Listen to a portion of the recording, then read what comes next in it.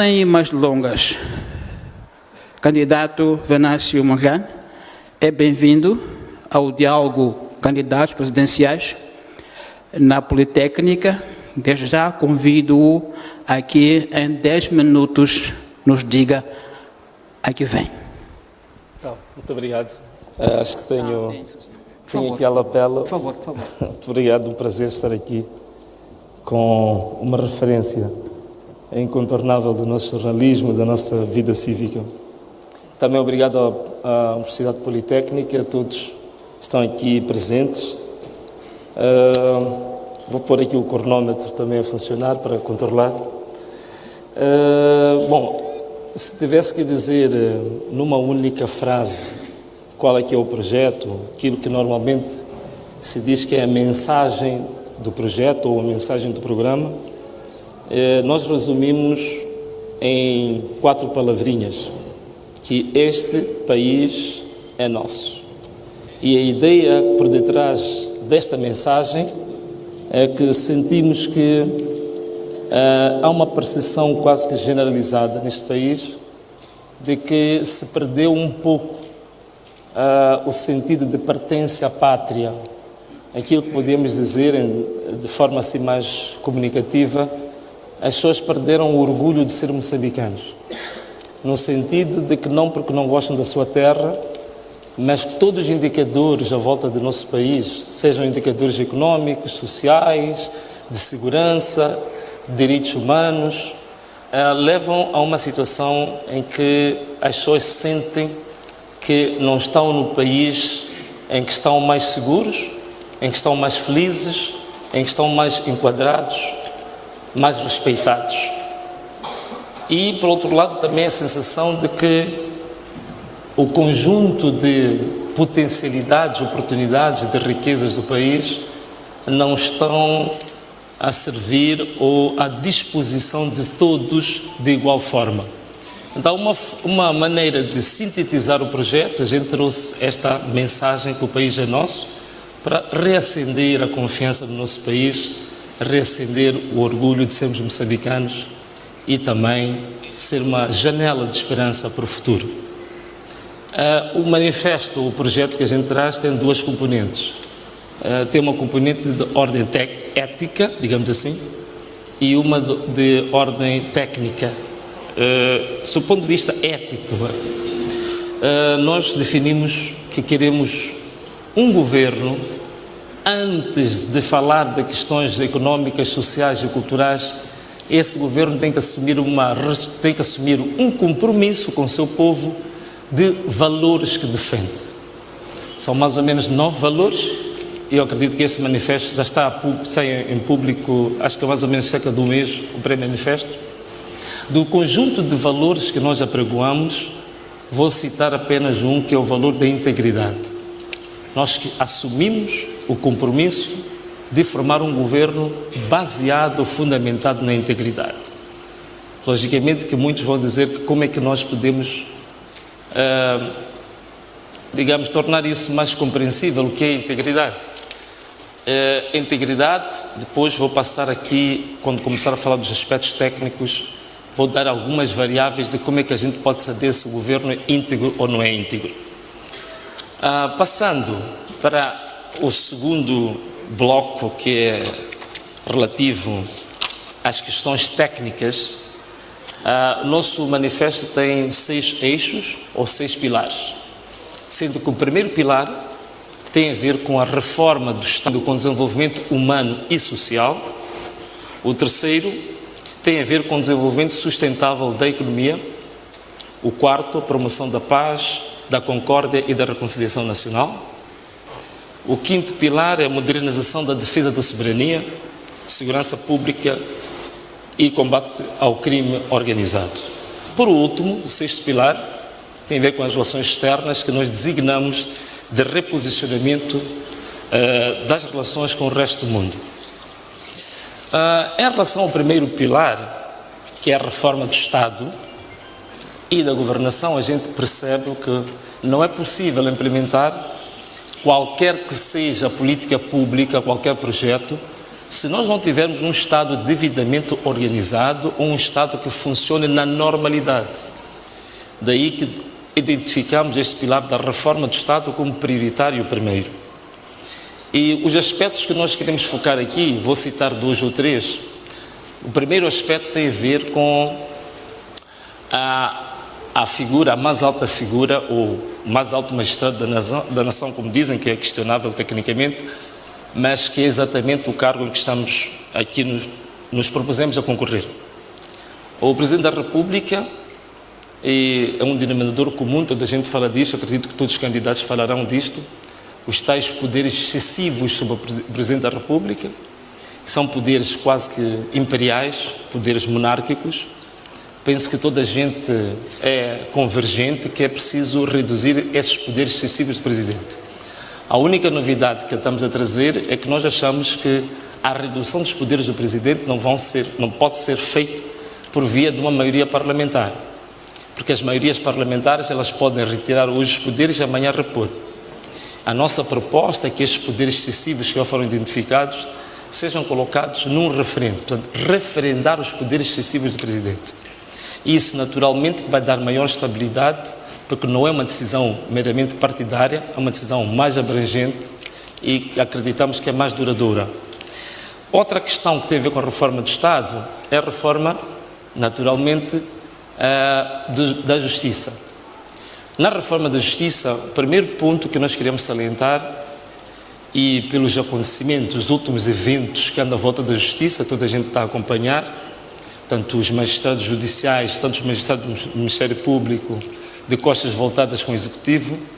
Uma das questões que nós identificamos tem muito a ver, a Constituição da República é muito clara que tem que, em relação à separação de poderes, mas na prática não se verifica isto. Há uma espécie de preponderância do Executivo relativamente aos outros órgãos de soberania. A questão central que nós colocamos é criar autonomia do Poder Judicial ou dos tribunais relativamente à execução orçamental. Que a questão é a seguinte, que a Assembleia da República aprova um orçamento para o Poder Judicial, mas a execução orçamental do Poder Judicial é feita pelo Executivo.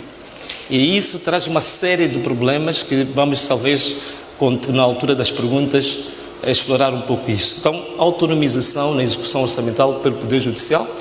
A outra questão é não a reforma, mas a extinção da Comissão Nacional de Eleições e, digamos, a criação de uma Comissão Eleitoral Independente, em que terá um organismo técnico, que pode ser o STAI, mas o STAI totalmente desmembrado do Executivo e ao serviço de uma Comissão Eleitoral Independente. Outra novidade que nós trazemos é que nós apregoamos que ainda sobre as questões eleitorais é preciso termos uma comissão eleitoral que seja totalmente desprovida de partidos. Portanto, acabar com a composição partidária dos órgãos eleitorais e também acabar de uma vez por todas com o processo do recenseamento eleitoral como é feito. Portanto, nós apregoamos que não precisamos mais do cartão de eleitor, é muito dinheiro gasto, são muitos milhões de dólares, por um aspecto que é possível ser resolvido apenas com a base de dados que nós podemos utilizar a mesma dos serviços de registro civil. Isso é possível ser feito, ao invés de estarmos a cobrar às pessoas o custo do BI, passa a ser gratuito e o simples BI dá-nos acesso a poder fazer a votação. Outro aspecto que é importante também ainda relativamente à reforma do Estado e a reforma do Judiciário, tem a ver com o Conselho Constitucional. Na nossa forma de ver, o Conselho Constitucional também já está há muito tempo com este nome do Conselho, que era digamos assim, um consenso transitório depois do conflito armado e que neste momento nós temos de transitar para um Tribunal Constitucional. E o Conselho Constitucional, esse Tribunal Constitucional, naturalmente, a partir do momento que é tribunal, ele não pode também ser composto de forma partidária. Então, encerramos este tema. Em termos de desenvolvimento económico e social, trazemos, vejo que o tempo está aqui já a passar, mas um aspecto que talvez vá marcar diferença, que é a ideia central do nosso manifesto, nós apregoamos aquilo que chamamos de descentralização orçamental e da política fiscal. Isto quer dizer o quê? Quer dizer que toda a arrecadação fiscal que o Governo Central faz uso, dos vários projetos, dos vários agentes económicos, eles passam dos cerca de 15 impostos que a autoridade tributária cobra hoje, apregoamos que 60% a 70% desses impostos podem ser coletados e geridos localmente, nas províncias e nos distritos, em planos de desenvolvimento locais. Em relação à questão da modernização, vou saltar, por vejo que só fiquei com 2 minutinhos, mas em princípio eram 20 minutos, né? Esta parte inicial, acho que tinha-se negociado. Acho que o meu assistente tinha dito que tinha negociado para passar de 10 para 15, não sei se posso ter mais 5. São 10 minutos, ok. Então, talvez o ponto mais importante que eu queria salientar tem a ver com a questão da segurança, né? Sobretudo esta questão que preocupa a todos de Cabo Delgado. Para nós, 2 ou 3 medidas são importantes. Primeiro, apregoamos que é preciso identificar os líderes, é preciso identificar mediadores para aquele conflito, identificar o caderno reivindicativo, é preciso, depois disso, encetar um programa de diálogo, de negociações, é preciso integrar as nossas forças nas forças que se dizem mais preparadas que vêm do exterior para a transferência de conhecimento e tecnologia e, por último, a modernização das nossas forças armadas, a reestruturação dos serviços de inteligência e da polícia. Penso que com estas medidas nós podemos ter, a médio e longo prazo, solução para o problema grave do conflito que nós temos em Cabo Delgado e não só, incluindo os raptos, os sequestros, tráfico de órgãos, de pessoas, prostituição infantil, o tráfico de drogas, o contrabando e outras coisas. Muito obrigado. Muito obrigado, candidato Venâncio Mongiani, pelos seus primeiros 10 minutos em que resumiu o seu manifesto. Agora, a parte das perguntas, eu começo por convidar a doutora Sônia Schone, ela que é especialista na área da governação e, portanto, tem perguntas para fazer ao nosso candidato. Por favor. Boa tarde a todas e a todos. Ao candidato, bem-vindo e felicitações por ter aceito vir cá. Vou contextualizar a minha questão. Vivemos num contexto em que a crença pelo Estado e pelas suas instituições está perdida. Há uma clara quebra, se não até destruição do contrato social. Os cidadãos moçambicanos não acreditam no Estado devido a vários fatores, crises sociais e fenômenos que carecem de uma resposta enérgica por quem dirige o Estado. A título de exemplo, o acesso aos serviços básicos, assentamentos urbanos e rurais sustentáveis é deficitário ou quase inexistente. Perante este cenário em que o senhor Venâncio se candidata, que medidas, em termos de políticas públicas, de emprego, renda, habitação, esta habitação resiliente às mudanças climáticas, irá adotar e implementar como prioridade para fazer face ao elevado índice de desemprego da camada jovem, com formação e sem formação acadêmica e profissional, tendo em conta também que a maioria da população é jovem, ou seja, o seu eleitorado é também jovem, caso seja eleito. Obrigada. Tá, muito obrigado, Mana Joaquina. É uma pergunta bastante interessante. Tem 3 componentes, né? Portanto, a questão que nós trazemos para o emprego, para a renda, para a habitação. Talvez começamos pela habitação. Nós temos uma percepção um bocado ousada. É assim, parece uma utopia, mas acreditamos que as nações elas se desenvolvem a partir de utopias. Primeiro, não queremos que seja papel do governo andar a construir casas. Quer dizer, as pessoas podem construir casas. Algumas instituições também podem construir casas, também, digamos, o setor privado pode construir casas. O governo, se tiver que construir alguma coisa, tem que construir, na nossa ótica, bairros.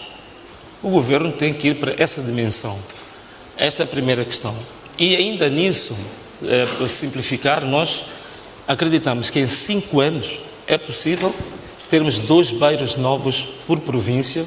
Significa nós podemos ter, ao longo de 5 anos, pelo menos 20 bairros novos em Moçambique, com alta qualidade de saneamento, distribuição de água, eletricidade, segurança, entre outros.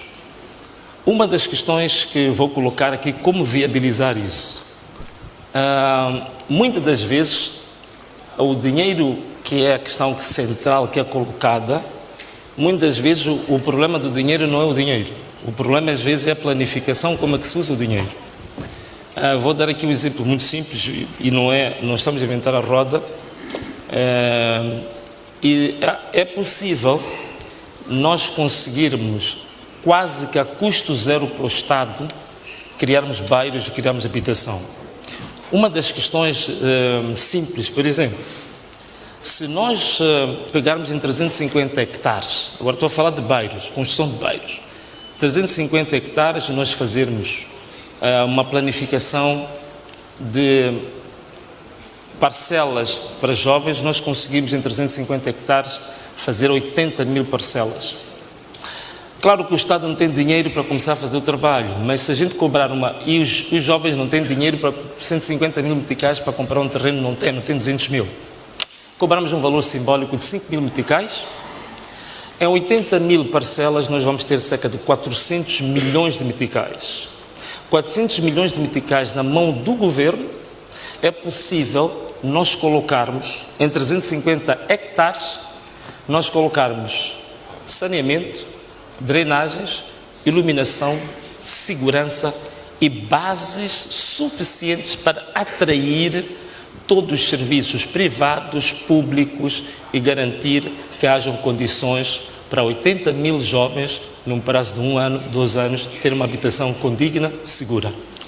Tecnicamente, depois pode-se desenvolver um pouco isto, mas é possível, a custo zero, sem precisarmos ir estender a mão ao Banco Mundial ou ao FMI, nós irmos fazendo isto ao longo do tempo. Este é um dos primeiros pontos. O outro, uma das coisas que o Estado tem feito, também acho que neste momento nós apregoamos que é importante, temos visto alguns ensaios de habitação social, acreditamos também que é possível ser feito. Alguns prédios, por exemplo, ali o Fundo de Fomento de Habitação tem feito, mas é logicamente que nós achamos que aquilo ainda é uma fase um pouco embrionária. Mas, numa primeira fase, a habitação social para nós também é fundamental e até hoje países tão desenvolvidos como a Suécia, como a Finlândia ainda o fazem. Portanto, também é uma das apostas que nós temos. Passando para a questão do emprego. Emprego, há 2 questões que é preciso colocar. A taxa de natalidade em África, em Moçambique, por exemplo, que anda cerca de 3%, é tão grande que nós temos cerca de 350 mil jovens todos os anos a atingirem a idade economicamente ativa. E nós, em termos de balanço do emprego, em Moçambique, desde a Covid-19, está-se a deteriorar todos os anos. Portanto, significa que o mercado, tanto o público como o privado, não tem capacidade de absorver os 350 mil jovens que atingem a idade economicamente ativa. Isso significa que a solução nunca pode ser por prometer posto de trabalho que vamos dar aos jovens. Isso seria enganoso, não seria honesto. O que é importante fazer é fazer uma solução que nos momentos de crise se faz. Nos momentos de crise a gente pensa que a gente tem que fechar a bolsa, mas os momentos de crise são os melhores momentos para fazer investimento. Então é preciso investir, é preciso financiar iniciativas privadas. O emprego há de sempre vir por iniciativas privadas. Nunca há de vir pelo setor público, que não tem capacidade. Nós temos agora cerca de 5 mil médicos para 32 milhões de habitantes. Esses 5 mil médicos, talvez, em rigor, dariam apenas para a cidade de Maputo e a província de Maputo, mas estão espalhados pelo todo o país. E mesmo assim, temos cerca de 300 médicos no desemprego. Logo, o setor público nunca vai ser a solução para a questão do emprego. Temos que ir ao setor privado e não podem ser negócios normais, tem que ser negócios ligados à inovação. Em Moçambique tem 1001 oportunidades e temos jovens muito criativos, com muitas ideias, muitos projetos, que nós temos que abrir linhas de financiamento para iniciativas juvenis, para começarmos a partir daí dinamizar a economia. Quando a economia ela se torna cada vez mais dinâmica, ela acaba demandando mais necessidade de força de trabalho. Então o emprego só se pode criar assim, haver uma atividade econômica que exija força de trabalho cada vez maior. Então aí a gente tem emprego. Então é preciso tocarmos na causa. Qual é a causa? A causa é a atividade, é o nível de atividade econômica que é fraquíssimo, o nível de produtividade do país que é fraco. Então vamos atacar a capacidade do país produzir mais, ter uma economia mais dinâmica, maior produtividade, que o emprego depois vem. Então pegamos e temos que financiar isso, não há outra maneira de fazer, é mesmo financiar iniciativas juvenis, milhares e milhares de jovens com projetos a serem financiados, e é a partir desse financiamento de iniciativas concretas nós vamos ter emprego em grande escala. E também isto não estou a inventar a roda, mesmo aqui em Moçambique a gente tem recebido muitos compatriotas, muitos irmãos nossos, até africanos, que vêm aqui abrir vários negócios. As pessoas pensam que é iniciativa privada, não, são os Estados que financiam, aqui os nossos irmãos estão cheios de contentores para fazer aquele negócio, é o Estado que financia. Então não é assim tão inventar a rota como tal. Portanto, eu penso que, linhas gerais, estas duas, três medidas, eu penso que respondi à sua questão. Muito obrigado. Muito obrigado. Vamos seguir a segunda pergunta. Convido agora o painelista Pedro Búfalo, que está na área de defesa e segurança como área do seu estudo e concentração acadêmica. Então, peço ao Pedro Búfalo para apresentar a sua pergunta. Muito obrigado. Boa tarde a todos, e em particular ao nosso candidato Venâncio Mondlane. Ouvi atentamente a sua apresentação, tocou questões da defesa e segurança, mas mesmo assim eu gostaria, pela pertinência deste tema, gostaria de insistir com a questão de que o que eu tenho acompanhado é que grande parte dos problemas que nós encontramos nestas áreas de segurança e das Forças Armadas prendem-se, acima de tudo, com a questão dos recursos.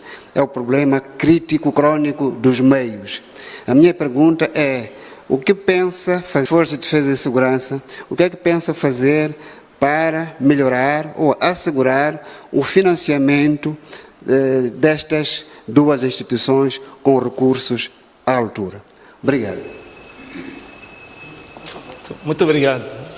É a pergunta mesmo de um especialista, não é? Muito obrigado pela pergunta. Bom, há duas formas.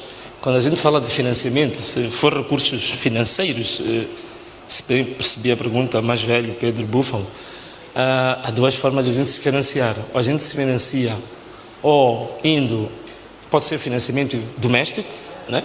Aos bancos privados, bancos comerciais, ou então financiamento externo, ou então vamos ao orçamento do Estado, que na verdade é ir para tributação. O Estado não tem outra forma de ter dinheiro se não tirar dinheiro das pessoas. Tirar dinheiro das pessoas, das famílias, das empresas. Então, ou vamos à tributação, ou vamos ao financiamento interno, nos bancos, ou financiamento externo. Financiamento externo não tem nada de especial, é o que tem sido feito até hoje, que está a endividar o país, que já estamos a arrebentar pelas costuras. Neste momento estamos entre os 5 países mais endividados do mundo, ou com o maior endividamento em relação ao PIB do mundo, entre os 5 maiores. Portanto, significa que essa solução é um pouco problemática. Ir aos bancos, também o Estado já emitiu bilhetes de tesouro que basta para os bancos. A única via que eu estou a ver mais sustentável, menos problemática, é nós usarmos recursos próprios. Quais são os recursos próprios que o país tem? A única riqueza que este país tem, que este povo deste país tem, a única, né? Já que não temos grandes aviões, não temos grandes companhias, grandes marcas, a única coisa que nós temos são os recursos, são os recursos naturais. A única riqueza que este povo tem. Agora, o grande problema é como é que nós usamos este recurso nosso, de todos nós, de forma eficiente para resolvermos os nossos problemas. só para dar um exemplo, ao longo dos últimos 5 anos, a área de pescas que vem desde os tempos dos nossos antepassados, em 5 anos as pescas só meteram para o Estado 62 milhões de dólares. Mas o gás, só em 2023, meteu 1 bilhão e 600 milhões de dólares. Então significa que é preciso focalizarmos para este recurso aqui, com a dimensão brutal, a capacidade de reforçarmos as nossas receitas fiscais com gás. E penso que aí que também começa a questão, quer dizer, se nós começarmos a racionalizar e definirmos as prioridades que este país tem, é verdade que temos a questão do fundo soberano, é outra discussão, mas se nós definirmos prioridades que este país tem, temos de definir quais são as maiores prioridades. Para mim, por exemplo, seria a educação, seria a defesa, neste momento é realmente uma prioridade, a saúde. Se nós definirmos essas como áreas prioritárias, são áreas que não produzem dinheiro, são áreas que é preciso investir por causa do interesse público, nós temos de fazer um link entre estas receitas brutais que nós temos do gás, sobretudo do gás, exatamente com o investimento que nós queremos fazer nas Forças Armadas. Acredito eu que sim. Agora, a grande questão é como é que nós planificamos isso, porque, por exemplo, agora, eu acredito que o Mano Pedro sabe isso melhor do que eu, a maneira como têm sido feitas as propostas de orçamento são problemáticas e às vezes não se compreende qual é que é realmente as prioridades definidas. Neste momento, por exemplo, a polícia ou a PRM tem um orçamento maior que o Exército. Mas a condição atual em que se encontra Moçambique, provavelmente isto devia ser invertido. Então a grande questão é como é que nós vamos planificar e definir as nossas prioridades para o Exército e depois fazemos o link com a única riqueza que nós temos, são os recursos naturais. Então temos que definir muito bem. Agora, que tipo de exército é que nós queremos? Queremos ainda um exército, digamos assim, analógico, que é o exército que nós temos hoje e dizem que o nosso exército está desadequado. É por isso que tiveram que vir todas as forças aqui e vir fazer o trabalho que nós devíamos fazer. Será que é esse exército que nós queremos? Não. Se não é, então vamos definir que tipo de exército nós queremos para o futuro. Moderno, que usa drones, que usa inteligência artificial, que usa tecnologia de informação e comunicação. Então vamos definir como modernizar o nosso exército e em função disso vamos saber qual é o orçamento e vamos priorizar. Vamos priorizar, porque esta questão dos recursos naturais, do gás, é transitória. A gente sabe, nos próximos 20, 30 anos, estes recursos vão se tornar escassos. Tal e qual os recursos minerais também. Moçambique, neste momento, foram definidos ao nível do mundo, são 12 minerais preciosos e raros. Moçambique tem 9 desses minerais, mas dizem que esses minerais, nos próximos 15 anos, eles vão se tornar escassos. Então, neste tempo que nós temos, para explorar melhor os recursos que nós temos, vamos fazer melhor de nós, com a melhor planificação, para modernizar o nosso exército, para modernizar a nossa polícia, para melhorar a saúde, para melhorar a educação. Portanto, em linhas simples e diretas, eu sou de irmos pela via de não financiamento, que já estamos a arrebentar pelas costuras, irmos pela tributação, gerirmos melhor a tributação que nós temos e definirmos prioridades na tributação. E uma das áreas pode ser a área da segurança. Mais velho, Veradeiro. Obrigado. Obrigado. Passo agora a convidar